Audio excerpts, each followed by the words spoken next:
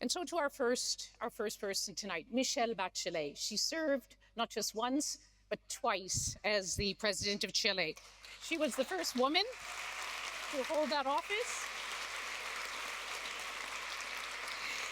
And she went on to head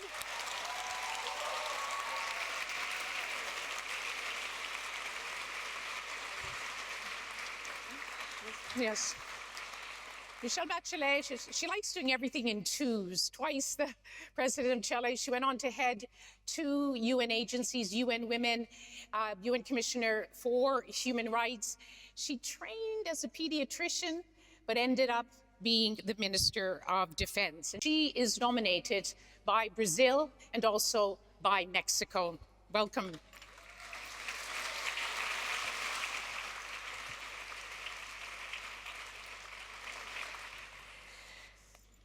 Michelle Bachelet, let us begin. We're going to allow you 5 minutes to set out your vision for why you want this job and what are you going to do with it. And I have to tell you that discipline is a part of democracy. I'll give you a 1-minute warning when 4 minutes are up, and then I'll have to say it ends there at 5 minutes. The floor is yours. Please do, Liz, because I'm Latin American, Yes. so do that.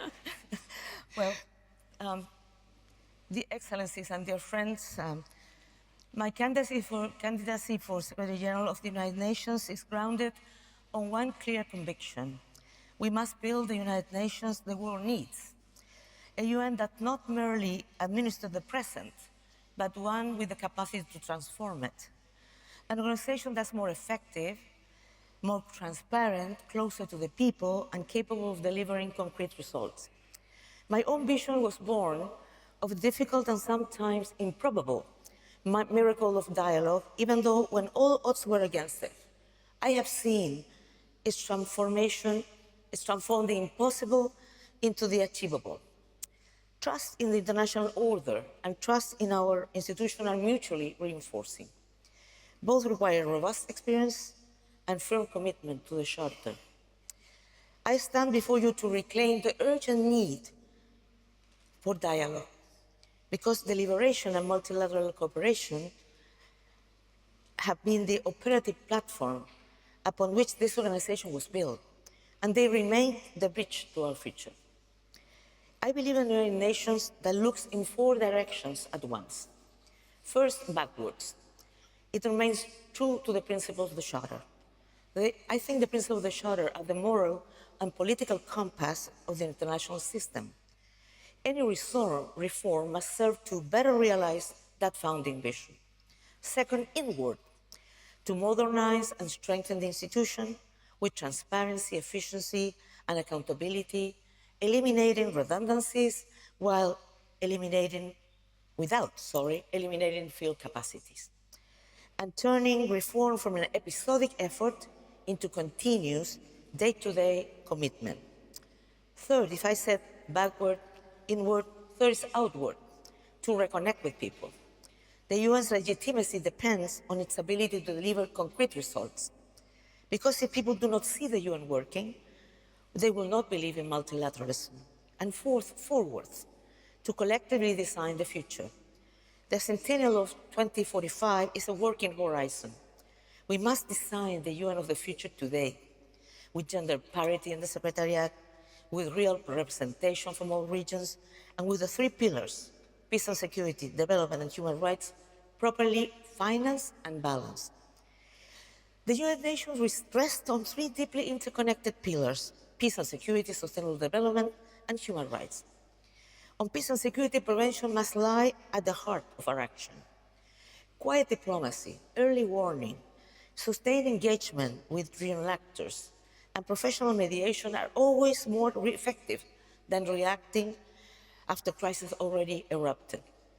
The Secretary General must remain an active channel of communication even when consensus seems distant, and must be present also, Mr. Secretary General, in the field.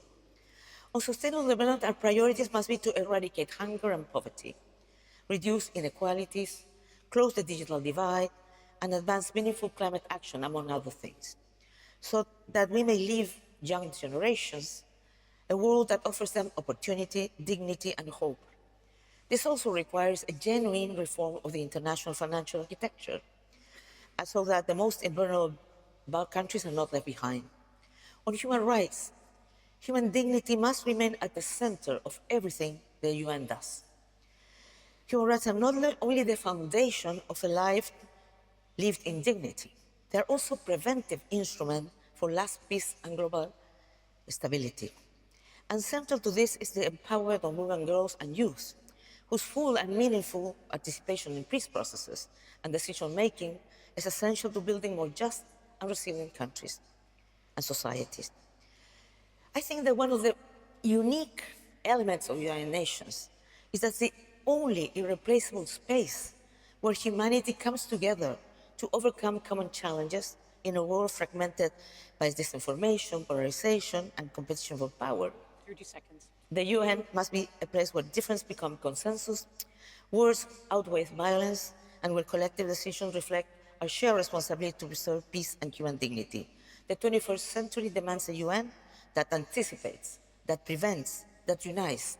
I am ready to lead that effort with experience, commitment, and the deep conviction that multilateralism with the work changes lives.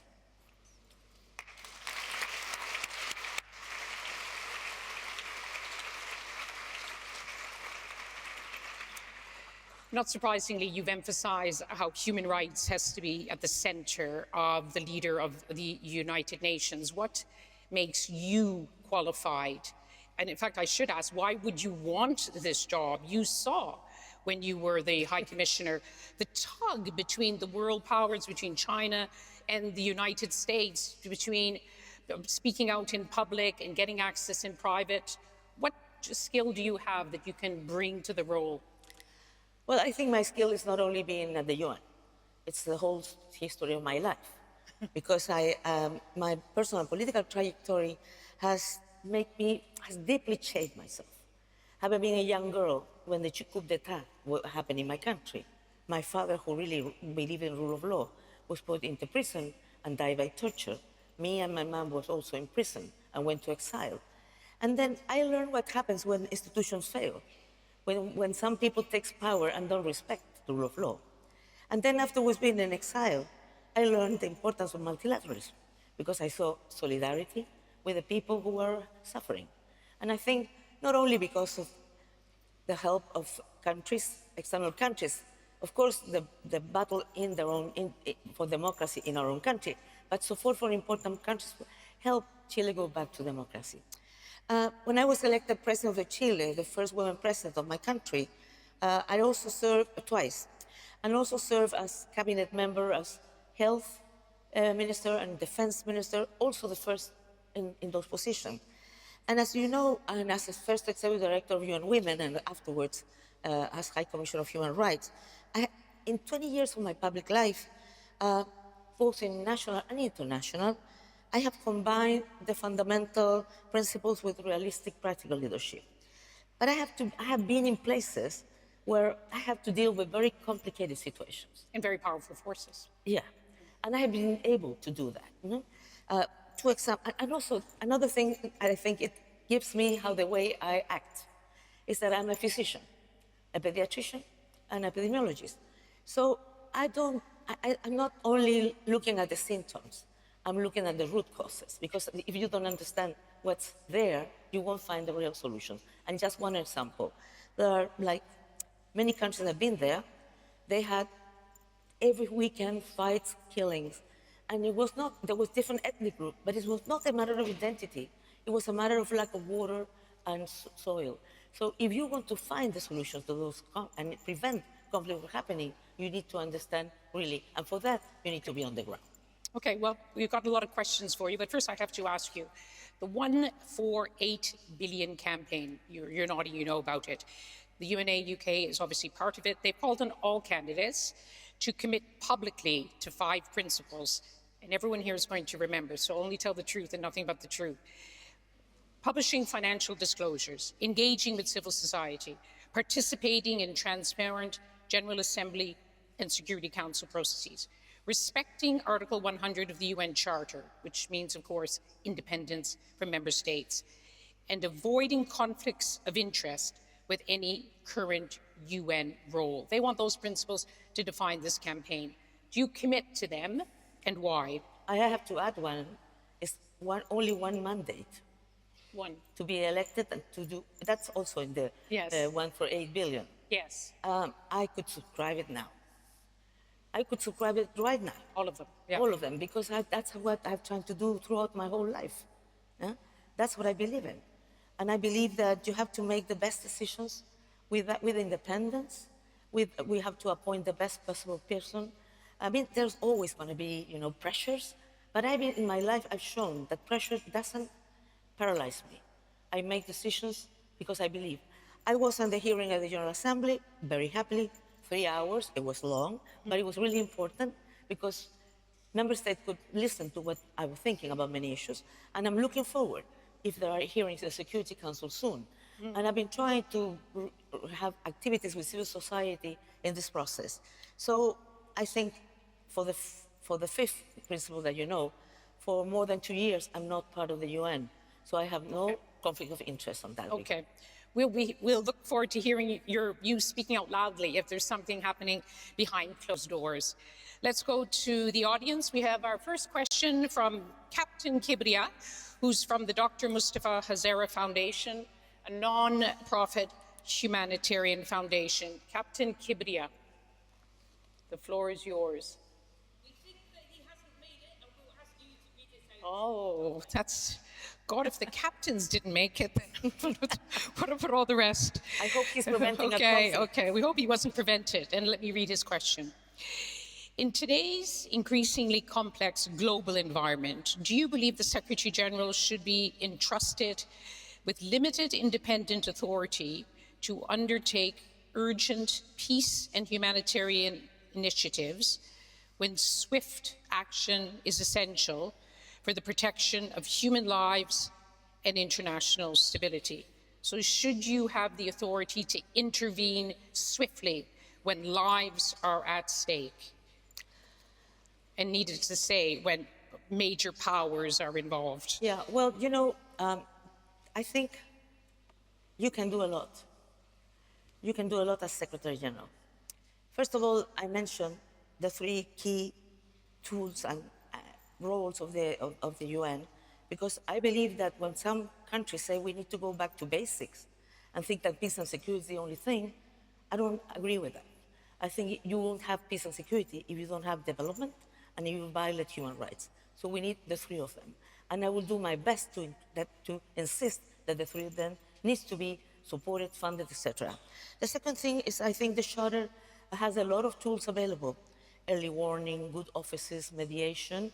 And I am a person who's not waiting to do those things. If I realize that a conflict will come, I will try to anticipate myself, to go before to the field.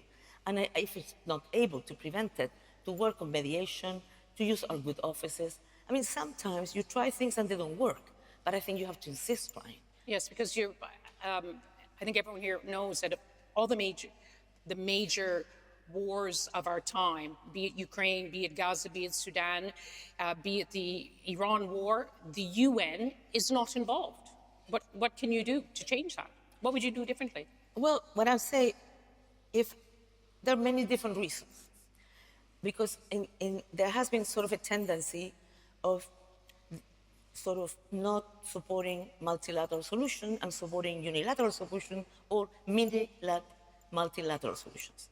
And I believe that there are always situations that group of countries can help, of course, that's fine, it's always been like that, or they can mediate, but it has to be under the coordination and coherence with the United Nations, with the Security Council.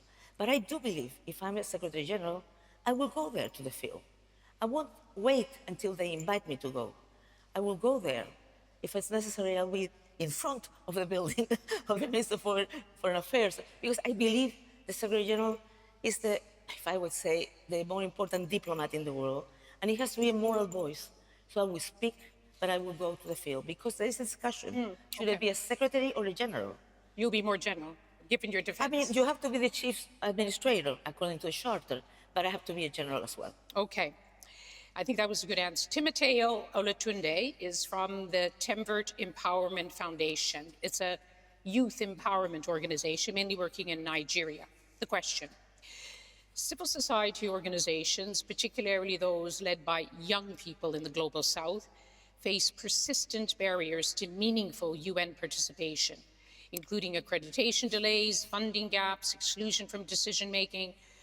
What concrete steps will you take to ensure civil society is genuinely included in shaping UN policy, not merely consulted? In other words, just lip service. Concrete. Well, I remember when I was at UN Women, there was a group working with girls, and they said, I don't want to be at the table. I want to decide the shape of the table. And I understand that's the same thing that the youth, these people are saying.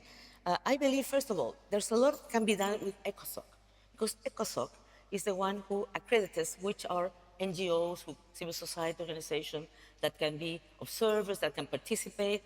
So that can be, I would say, improved. All those procedures can be improved because it takes too long, and that means that you have to ensure that more civil society organizations, NGOs, can be present at the different places. We need, though, I have to say, to ensure that they get visas so they can participate in many of these. Because I saw in the CSW very few women from some parts of the world. And I asked, what was it? Is it the cost of the ticket? No, they said they didn't get the visa.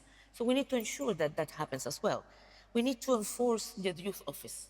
We need to support the youth office so it can make much more than what it's doing now. So I believe that also we have the solution 2250 that on youth and peace and security. And I think we need to make it a reality because that is written, but we have to implement it. Another question. Suvira Chakravarti, formerly from UNIFEM, UNDP from the United States. What actions will you take to address the current and growing anti-gender backlash by UN member states, including restrictions on civic spaces, which are threats to peace, development, and especially women's human rights? Well, everybody who knows me knows that I've been my whole life pushing for gender equality, for women's empowerment. I'm continuing doing so as Secretary General or as not as Secretary General. So I think we need to continue building upon what Secretary General Guterres have done, because he has ensured that in all senior positions, women and men are paritarian, 50-50. But that has to go down as well. But also in the Secretariat, you have to have better representation, gender representation, geographical representation, etc. We also need to continue speaking out loud about women's rights and to ensure that we don't have a bigger backlash. I saw that backlash when I was UN Women, and we'll continue doing that job. We need to build alliances with governments to push for gender rights. And the other question was, and the same with civic space. I mean, we need people being part of the solution. I mean, even in our common agenda, we said that we needed to redefine what the international community was. It was not only about intergovernmental, it needed also to have all these other aspects, civil society, academia, private sector, etc. So that we need to continue opening the civic spaces and trying also to reach out member states to continue doing so. The clock is ticking, but I want to ask you, this is going to be a two-word answer, a one-word answer from you, because I want a very specific example. If you were the Secretary General, if you were going to deal with the, some would say, the apartheid policies of the Taliban in Afghanistan, one-word answer, would you engage or would you isolate them? I would engage. Okay. And I did that as High Commissioner. Okay. An audience question again, which I will also read. Nicholas Candido, who's from Plataforma Cipo in Brazil, you may know it, independent women-led policy institute. When the UN was created, climate was not a primary concern. Today, climate instability impacts livelihoods and ecosystems globally, yet the UN is ill-equipped to address its scale and urgency. What reforms would you implement to ensure adequate resources for an effective climate response?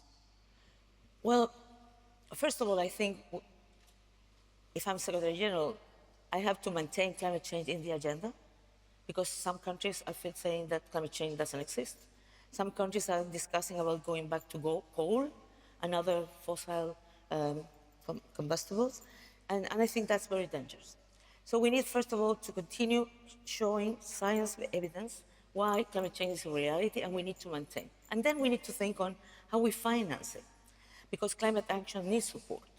And today, you know, the countries who has less contributed to the climate change, to the problems, are the ones who receive less money.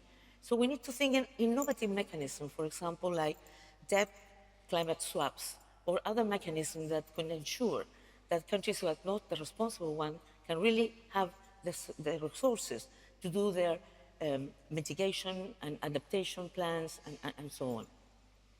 Question from the floor, Freddie Carver. Freddie Carver, good. Captain Freddie Carver from ODI, the Independent Global Affairs think tank based in London. Your question, Freddie.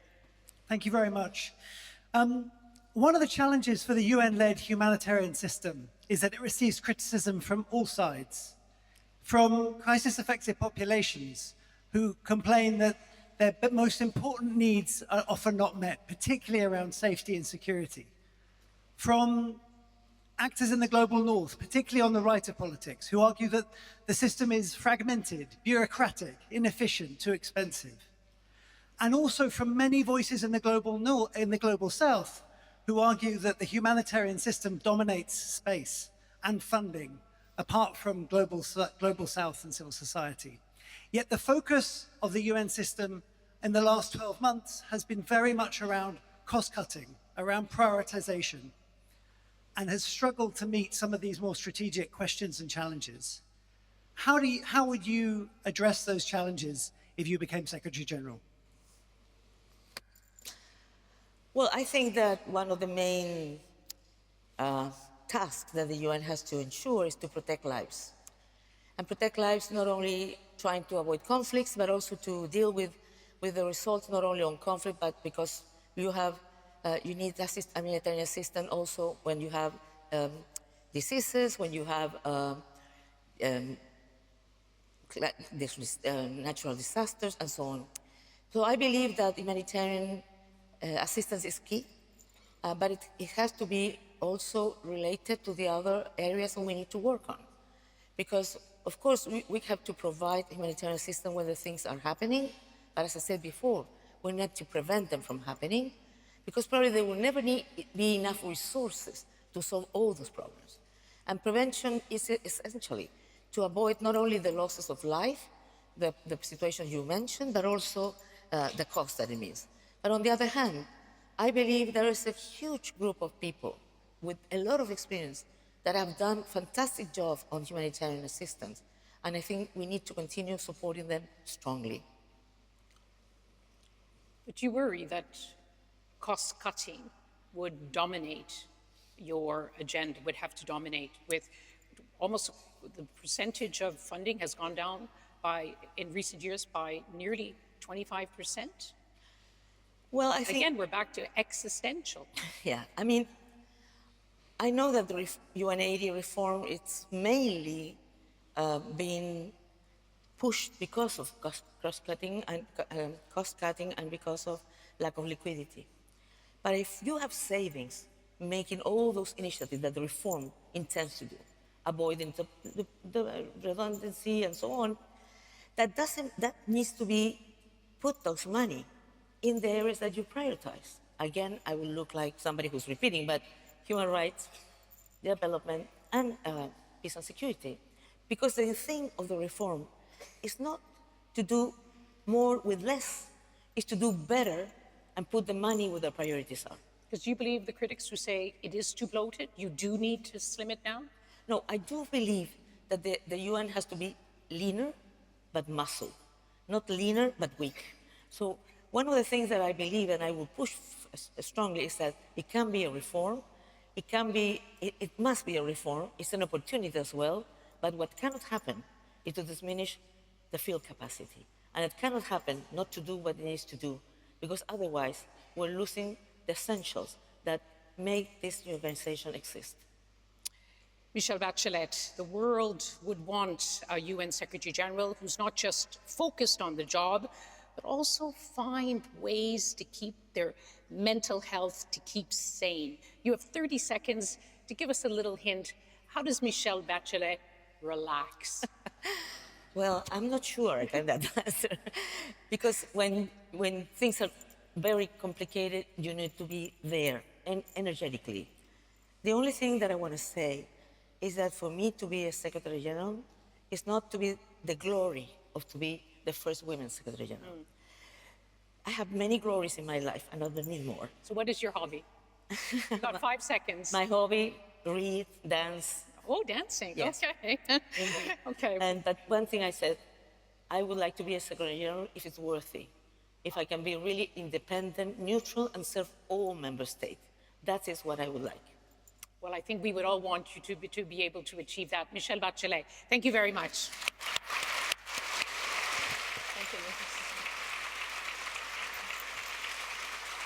Thank you.